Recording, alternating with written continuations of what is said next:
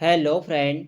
तो कैसे हैं आप लोग। आशा करता हूँ आप सभी अच्छे होंगे और तैयारी आप लोगों की काफ़ी अच्छी चल रही होगी। तो देखो, आज की क्लास करंट अफेयर्स की क्लास रहेगी। आज की क्लास में आपको करंट अफेयर्स के अति महत्वपूर्ण प्रश्न यहाँ पे देखने को मिलेंगे, जो आपकी आने वाली सभी भर्ती परीक्षाओं के लिए काफ़ी महत्वपूर्ण होंगे। तो चलिए आज की क्लास को शुरू करते हैं बिना किसी देरी के। पहला प्रश्न यहाँ पे देखेंगे, गणतंत्र दिवस 2026 में भारत के मुख्य अतिथि कौन होंगे।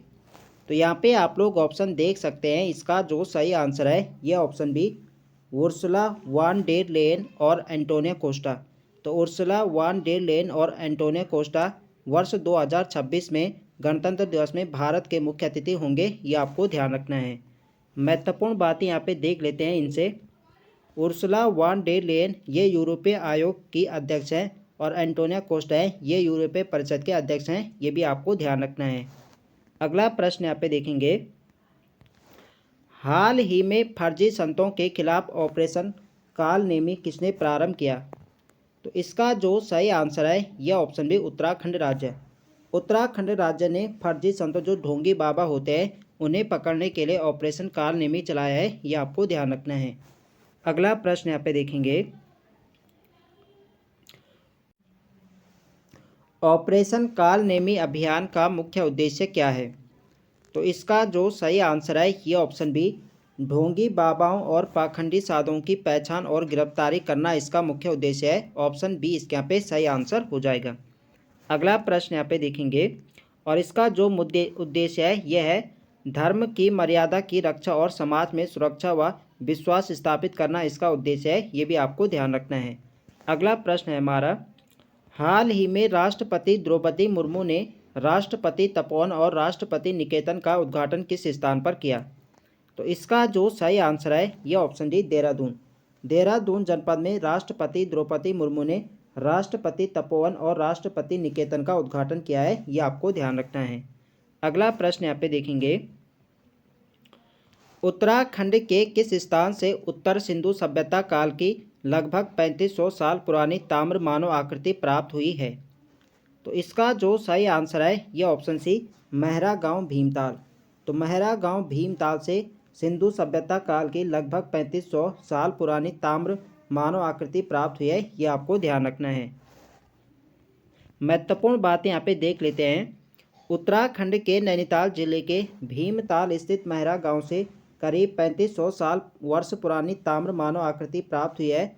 इस मूर्ति को पद्म श्री पुरातत्ववेत्ता डॉक्टर यशोधर मठपाल ने उत्तर सिंधु सभ्यता काल से संबंधित और ऐतिहासिक बताया है, यह आपको ध्यान रखना है। तो देखो, यह प्रश्न आपसे ऐसे पूछा जा सकता है कि जो भीमताल नैनीताल जो आपका महरा गांव है, यहाँ से लगभग 3500 साल पुरानी ताम्र मानव आकृति प्राप्त हुई है, इसे किसने उत्तर सिंधु सभ्यता काल से संबंधित बताया है। तो ये बताया डॉक्टर यशोधर मठपाल ने, ये आपको ध्यान रखना है, इम्पोर्टेंट रहेगा परीक्षा की दृष्टि से। अगला प्रश्न यहाँ पे देखेंगे, ब्रिक्स शिखर सम्मेलन 2025 किस देश में आयोजित किया गया। तो इसका जो सही आंसर है यह ऑप्शन है, ब्राज़ील के रियो डी जनेरियो। तो ब्राज़ील के रियो डी जनेरियो में ब्रिक्स शिखर सम्मेलन 2025 का आयोजन किया गया था, यह आपको ध्यान रखना है। अगला प्रश्न यहाँ पे देखेंगे, ब्राज़ील में आयोजित हुए 17वें ब्रिक्स समिट की थीम बताएं। तो कौन सा नंबर का यहाँ पे ये था संस्करण, तो 17वें नंबर का था, ये भी आपको ध्यान रखना है। और इसकी जो थीम थी यह है अधिक समावेशी और टिकाऊ शासन के लिए वैश्विक दक्षिण सहयोग को स्थापित करना या मजबूत करना, इसकी थीम रखी गई थी, ये आपको ध्यान रखना है। अगला प्रश्न यहाँ पे देखेंगे, वर्ष 2026 में ब्रिक्स की अध्यक्षता किसके पास होगी। तो वर्ष 2026 में जो ब्रिक्स की अध्यक्षता सौंपी गई है ये सौंपी गई है भारत को। ऑप्शन यहाँ पे सही आंसर हो जाएगा। अगला प्रश्न यहाँ पे देखेंगे, उत्तराखंड सरकार ने वित्तीय वर्ष 2025-26 के लिए कितने करोड़ रुपए का बजट पेश किया।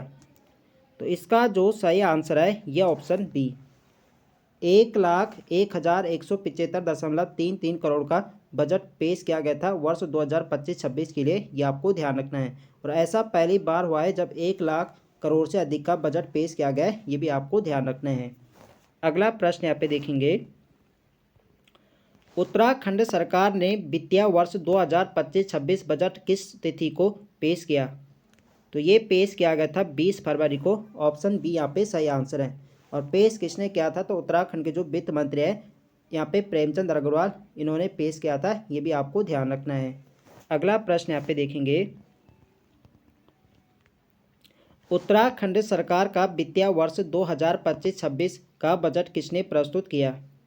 तो ये प्रस्तुत किया था, अभी मैंने आपको बताया किसने किया था, वित्त मंत्री प्रेमचंद अग्रवाल ने। ऑप्शन बी इसके यहाँ पे सही आंसर है। देखो फ्रेंड्स, वीडियो पसंद आ रही तो फ्रेंड्स वीडियो को लाइक करें, शेयर करें, और जो लोग चैनल पर नए हैं चैनल को सब्सक्राइब करें। अगला प्रश्न है हमारा, उत्तराखंड सरकार के वित्तीय वर्ष 2025-26 के बजट का मुख्य फोकस किस पर था? तो देखो, वर्ष 2025-26 के बजट का जो मुख्य फोकस रखा गया था, ये 7 यहाँ पे रखा गया था, 7 महत्वपूर्ण यहाँ पे रखा गया था। जैसे आपके कृषि हो गया, उद्योग हो गया, ऊर्जा हो गया, अवसंरचना, संयोजकता, पर्यटन और आयुष विभाग। तो इन 7 विभागों पर ध्यान दिया गया था। वर्ष 2025-26 का मुख्य फोकस रखा गया था, ये आपको ध्यान रखना है। तो इसका सही आंसर जाएगा डी के साथ, उपरोक्त सभी। अगला प्रश्न यहाँ पे देखेंगे, उत्तराखंड बजट 2025-26 की मुख्य थीम क्या है? तो थीम काफ़ी इंपॉर्टेंट हो जाती है एग्जाम की दृष्टि से। तो इसकी जो थीम रखी गई थी, ये रखी गई थी नमो। इसका सही आंसर है ऑप्शन सी। अगला प्रश्न यहाँ पे देखेंगे, उत्तराखंड बजट 2025-26 में नमो का पूरा रूप क्या है? तो नमो थीम से बजट पेश किया गया था, और इसका जो यहाँ पे पूरा रूप है नमो। तो एन का मतलब है नवाचार, ए का अर्थ है आत्मनिर्भरता, एम का अर्थ है महान विरासत, और ओ का अर्थ है ओजस्वी मानव संसाधन। तो ये इसका पूरा रूप है, ये भी आपको ध्यान रखना है, महत्वपूर्ण रहेगा एग्जाम की दृष्टि से। अगला प्रश्न यहाँ पे देखेंगे, उत्तराखंड सरकार ने बजट 2025-26 में किन 7 मुख्य क्षेत्रों पर ध्यान केंद्रित किया? तो 7 मुख्य क्षेत्रों पर ध्यान केंद्रित किया गया था, अभी मैंने आपको बताया था। जैसे आपका कृषि हो गया, ऊर्जा हो गया, इंफ्रास्ट्रक्चर, कनेक्टिविटी, आयुष, कृषि और पर्यटन विभाग। तो इन 7 मुख्य क्षेत्रों पर ध्यान दिया गया था, ये आपको ध्यान रखना है। अगला प्रश्न यहाँ पे देखेंगे, उत्तराखंड के वित्त वर्ष 2025-26 की तुलना में वर्ष 2025-26 के बजट में कितने प्रतिशत की वृद्धि हुई? तो उत्तराखंड के वित्त वर्ष 2024-25 की तुलना में वित्त वर्ष 2025-26 के बजट में जो यहाँ पे वृद्धि हुई थी, ये हुई थी 13.4% की। ऑप्शन बी यहाँ पे सही आंसर है। यह प्रश्न आपके हाल ही में जहाँ पे एग्जाम हुई था, उसमें भी पूछा गया था। तो आपको ध्यान रखना है कितने परसेंट की वृद्धि हुई थी, ये हुई थी 13.4% की। अगला प्रश्न यहाँ पे देखेंगे, उत्तराखंड में पर्यटन को बढ़ावा देने हेतु प्रस्तावित हाई एल्टीट्यूड अल्ट्रा मैराथन किन स्थानों के बीच आयोजित की जाएगी? तो उत्तराखंड में पर्यटन को बढ़ावा देने हेतु प्रस्तावित हाई एल्टीट्यूड जो मैराथन है, ये आपके गुंजी से आदि कैलाश और नीति से मलारी के बीच आयोजित की जाएगी, ये आपको ध्यान रखना है। ऑप्शन सी इसके यहाँ पे सही आंसर है। महत्वपूर्ण बातें यहाँ पे देख लेते हैं। कुमाऊं क्षेत्र में जो यह मैराथन है, गुंजी से आदि कैलाश और गढ़वाल क्षेत्र में ये नीति से मलारी तक आयोजित होगी। और हिमालय क्षेत्र में पर्यटन को बढ़ावा देने के उद्देश्य से इस मैराथन की शुरुआत करने के निर्देश दिए गए हैं। और यह आयोजन उत्तराखंड के वार्षिक पर्यटन कैलेंडर में भी शामिल किया जाएगा। ये सभी बातें भी आपको ध्यान रखनी है, महत्वपूर्ण रहेगा एग्जाम की दृष्टि से। अगला प्रश्न यहाँ पे देखेंगे, अंतर्राष्ट्रीय बुकर पुरस्कार 2025 किसे मिला? तो अंतर्राष्ट्रीय बुकर पुरस्कार 2025 जो मिला है, ये मिला है बानू मुश्ताक को। ऑप्शन डी यहाँ पे होगा, डी इसके यहाँ पे सही आंसर होगा, बानू मुश्ताक। देखो, जो बानू मुश्ताक को ये यहाँ पे मिला है, ये मिला है इनके किस उपन्यास के लिए मिला है? तो ये मिला है हार्ट लैम्प के लिए। ये आपको ध्यान रखना है, महत्वपूर्ण रहेगा एग्जाम की दृष्टि से। अगला प्रश्न यहाँ पे देखेंगे, वर्ष 2025 का एबेल पुरस्कार किसे प्रदान किया गया? तो इसका जो सही आंसर है, ये ऑप्शन बी, मसाकी काशीवारा। देखो, जो एबेल पुरस्कार दिया जाता है, ये गणित के क्षेत्र में दिया जाता है। तो ये जो मसाकी काशीवारा है, ये जापानी गणितज्ञ है। तो मसाकी काशीवारा को एबेल पुरस्कार 2025 से सम्मानित किया गया, ये आपको ध्यान रखना है। और कहाँ के हैं? तो ये जापान के। अगला प्रश्न यहाँ पे देखेंगे, G20 वार्षिक शिखर सम्मेलन 2025 की मेजबानी किसने की? तो इसका जो सही आंसर है यह ऑप्शन डी, दक्षिण अफ्रीका। दक्षिण अफ्रीका के जोहान्सबर्ग में G20 वार्षिक शिखर सम्मेलन 2025 का आयोजन किया गया था, ये आपको ध्यान रखना है। और भारत की तरफ से किसने भाग लिया था? तो भारत की तरफ से लिया था प्रधानमंत्री नरेंद्र मोदी ने, ये भी आपको ध्यान रखना है। अगला प्रश्न यहाँ पे देखेंगे, G7 शिखर सम्मेलन 2025 कहाँ आयोजित हुआ? तो G7 शिखर सम्मेलन 2025 का जो आयोजन किया गया था, ये किया गया था कनाडा में। ऑप्शन सी यहाँ पे सही आंसर है। अगला प्रश्न यहाँ पे देखेंगे, अंतर्राष्ट्रीय धार्मिक स्वतंत्रता शिखर सम्मेलन 2025 कहाँ आयोजित हुआ?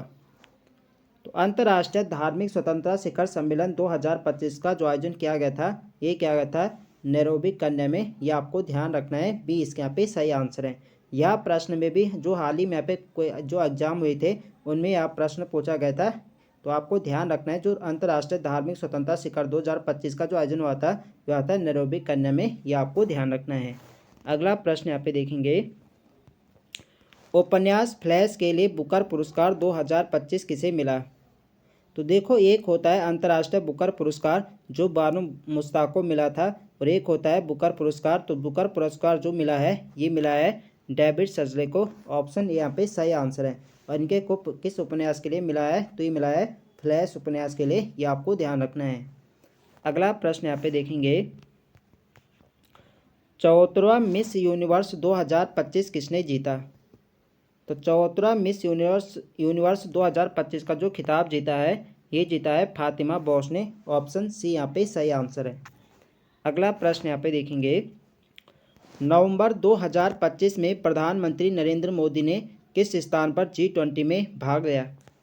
तो G20 शिखर की मेजबानी किसने करी थी? तो ये करी थी दक्षिण अफ्रीका ने। तो दक्षिण अफ्रीका के जोहान्सबर्ग में G20 शिखर सम्मेलन 2025 का आयोजन किया गया था, तो प्रधानमंत्री ने भाग लिया था जोहान्सबर्ग में। ऑप्शन बी इसके यहाँ पे सही आंसर है। अगला प्रश्न यहाँ पे देखेंगे, नोबेल शांति पुरस्कार 2025 किसे दिया जाएगा? तो नोबेल पुरस्कार 2025 जो दिया गया है ये दिया गया है मारिया कोरिना मचाडो को। ऑप्शन डी इसके यहाँ पे सही आंसर है। अगला प्रश्न यहाँ पे देखेंगे, पहला दृष्टिबाधित महिला T20 विश्व कप का 2025 किसने जीता? तो पहला दृष्टिबाधित महिला T20 विश्व कप 2025 ये जीता है अपने देश भारत ने। ऑप्शन सी इसके यहाँ पे सही आंसर है। पहली बार इसका आयोजन किया गया था और ये जीता है अपने देश भारत ने, ये आपको ध्यान रखना है। अगला प्रश्न यहाँ पे देखेंगे, दादा साहेब फाल्के पुरस्कार 2025 किसे दिया गया? तो दादा साहेब फाल्के पुरस्कार 2025 जो दिया गया है ये दिया गया है मोहन लाल को। ऑप्शन डी यहाँ पे सही आंसर है। अगला प्रश्न यहाँ पे देखेंगे, देखो जो दादा साहेब फाल्के पुरस्कार 2025 मोहन लाल को दिया गया है ये दिया गया ने वर्ष 2023 के लिए, ये आपको ध्यान रखना है। और इससे पहले जो वर्ष 2024 में दिया गया था वो दिया गया था 2022 के लिए, वो दिया गया था मिथुन चक्रवर्ती को। ये भी आपको ध्यान रखना है, इम्पोर्टेंट रहेगा परीक्षा की दृष्टि से। अगला प्रश्न है हमारा, रैमन मैग्सेसे पुरस्कार 2025 जीतने वाली पहली भारतीय संस्था कौन सी है? तो इसका जो सही आंसर है यह option D, educate girls. Ramon Magsaysay पुरस्कार 2025 जीतने वाली जो पहली भारतीय संस्था है ये एजुकेट गर्ल्स है, ये आपको ध्यान रखना है। अगला प्रश्न यहाँ पे देखेंगे, 71वें राष्ट्रीय फिल्म पुरस्कारों में सर्वश्रेष्ठ फीचर फिल्म किसे मिला? तो 71वें राष्ट्रीय फिल्म पुरस्कारों में सर्वश्रेष्ठ फीचर फिल्म जो मिला है ये मिला है 12th फेल को। ऑप्शन यहाँ पे सही आंसर है। अगला प्रश्न यहाँ पे देखेंगे, राष्ट्रीय लता मंगेशकर पुरस्कार 2025 किसे प्रदान किया गया? तो इसका जो सही आंसर है ये ऑप्शन बी, सोनू निगम। राष्ट्रीय लता मंगेशकर पुरस्कार 2025 दिया गया है सोनू निगम को, ये आपको ध्यान रखना है। अगला प्रश्न यहाँ पे देखेंगे, चिकित्सा यानी मेडिसिन फिजियोलॉजी में नोबेल पुरस्कार 2025 किसे मिला? तो देखो, चिकित्सा यानी मेडिसिन या फिजियोलॉजी में नोबेल पुरस्कार 2025 में 3 व्यक्तियों को दिया गया है, मैरी ई ब्रुनको, फ्रेड रैम्सडेल और सिमोन सागागुची। तो इन 3 व्यक्तियों को दिया गया है चिकित्सा यानी मेडिसिन के क्षेत्र में। तो इसका सही आंसर जाएगा डी के साथ उपरोक्त सभी। अगला प्रश्न यहाँ पे देखेंगे, भौतिकी यानी फिजिक्स में नोबेल पुरस्कार 2025 किसे मिला? तो फिजिक्स के क्षेत्र में भी 3 व्यक्तियों को दिया गया है, Michael H Deborate, John Clark, John M Martins. तो इसका सही आंसर है ऑप्शन डी उपरोक्त सभी। अगला प्रश्न यहाँ पे देखेंगे, रसायन विज्ञान केमिस्ट्री में नोबेल पुरस्कार 2025 किसे मिलेगा? तो रसायन विज्ञान केमिस्ट्री में भी 3 व्यक्तियों को दिया गया है, Susumu Kitagawa, Richard Robson, Omar M Yaghi. तो इन 3 व्यक्तियों को केमिस्ट्री के क्षेत्र में नोबेल पुरस्कार मिला है। इसका सही आंसर है ऑप्शन डी उपरोक्त सभी। अगला प्रश्न यहाँ पे देखेंगे, 47वें आसियान शिखर सम्मेलन 2025 की अध्यक्षता किसने की? तो इसका जो सही आंसर है यह ऑप्शन सी मलेशिया। 47वें आसियान शिखर सम्मेलन 2025 की अध्यक्षता करी है मलेशिया ने, यह आपको ध्यान रखना है। अगला प्रश्न यहाँ पे देखेंगे, किस राज्य ने दिसंबर 2025 से ग्रीन टैक्स लगाने की घोषणा की? तो इसका जो सही आंसर है यह ऑप्शन बी उत्तराखंड राज्य है। उत्तराखंड राज्य ने दिसंबर 2025 से ग्रीन टैक्स लगाने की घोषणा की है, यह आपको ध्यान रखना है। और एक किस पे लगेगा? तो जो बाहरी राज्यों के वाहन हैं इन पे लगाया जाएगा, ये भी आपको ध्यान रखना है। अगला प्रश्न यहाँ पे देखेंगे, वैश्विक भूख सूचकांक 2025 में भारत का स्थान क्या रहा? तो वैश्विक भूख सूचकांक ग्लोबल हंगर इंडेक्स 2025 में भारत का स्थान क्या रहा है? तो ये रहा है यहाँ पे 102वां, ऑप्शन यहाँ पे सही आंसर है। अगला प्रश्न यहाँ पे देखेंगे, 2025 में भारत का वैश्विक नवाचार सूचकांक में कौन सा स्थान रहा? तो 2025 में भारत का वैश्विक नवाचार सूचकांक में 38वां स्थान रहा है, ऑप्शन बी यहाँ पे सही आंसर है। अगला प्रश्न यहाँ पे देखेंगे, वर्ष 2025 के वैश्विक शांति सूचकांक में भारत का स्थान क्या रहा? तो ग्लोबल पीस इंडेक्स में भारत का स्थान क्या रहा है? तो ये रहा है 115वां, ऑप्शन सी यहाँ पे सही आंसर है। अगला प्रश्न यहाँ पे देखेंगे, वर्ष 2025 में ग्लोबल फायर पावर सूचकांक में भारत की सैन्य शक्ति की रैंकिंग क्या है? तो ग्लोबल फायर पावर सूचकांक में भारत की सैन्य शक्ति की रैंकिंग क्या रही है? तो ये रही है चौथा स्थान, इसका सही आंसर है ऑप्शन डी। अगला प्रश्न यहाँ पे देखेंगे, तो आज के लिए यहाँ पे इतने ही प्रश्न हैं। तो आई होप आप सभी को वीडियो पसंद आए तो फ्रेंड्स वीडियो को लाइक करें, शेयर करें, और जो लोग चैनल पर नए हैं चैनल को सब्सक्राइब करें।